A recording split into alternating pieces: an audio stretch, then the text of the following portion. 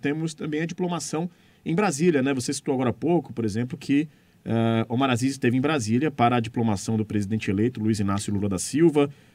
Outras figuras também aqui do Amazonas também estiveram por lá, inclusive membros dos grupos de transição, né? O João Pedro, por exemplo, que a gente entrevistou outro dia, também estava na posse lá em Brasília. E a gente tem muitos acontecimentos, né?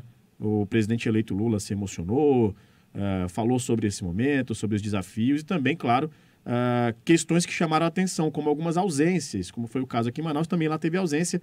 Simone Tebet, por exemplo, né, esteve ausente lá, disse que estava numa agenda em Mato Grosso e foi ausência. O que você traz para a gente dessa diplomação lá em Brasília, hein, Rose?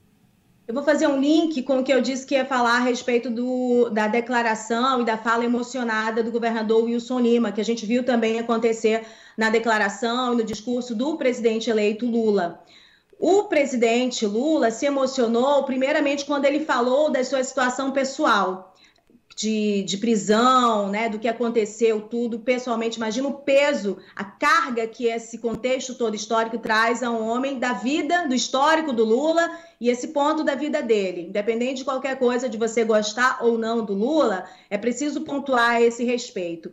O processo que se passa pessoalmente com ele é mais amplo, porque aquilo ali é um ponto histórico de um absoluto de respeito do Estado Democrático de Direito, da condução correta e eficiente, e igualitária e justa do processo judicial. Há uma série de questões que foram desrespeitadas e que isso não tem a ver com o Lula pessoalmente, tem a ver com o contexto da justiça brasileira e que atinge a todos nós. Então é esse o contexto da fala dele e neste momento ele se emociona, ele busca a recuperação, o equilíbrio da fala dele ao falar da missão e da importância de se dirigir um país, da importância de se garantir a democracia, para além do exercício do voto, ele é muito importante, e a gente viu a dificuldade de se garantir a liberdade do voto. Essa eleição é um case também a esse respeito, da série de desrespeito, de desequilíbrios, de ilegalidades que aconteceram, sim, durante a disputa eleitoral e que nem isso foi capaz de alterar o resultado final.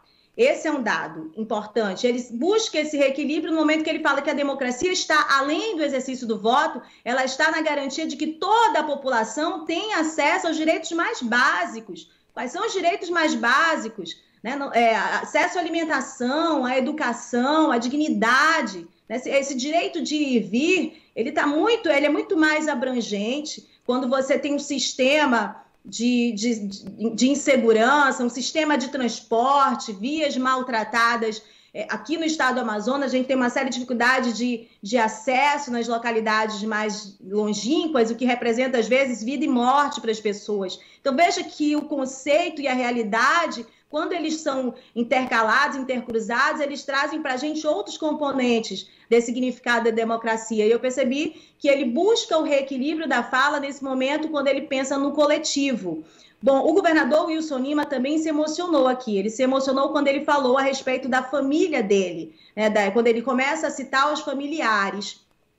Ele passa rapidamente pela questão da pandemia, né, diz que foi um desafio a pandemia, e vai, na sequência, falar dos desafios futuros, que é a geração de emprego, combater a fome e manter essa questão do diálogo com outros poderes.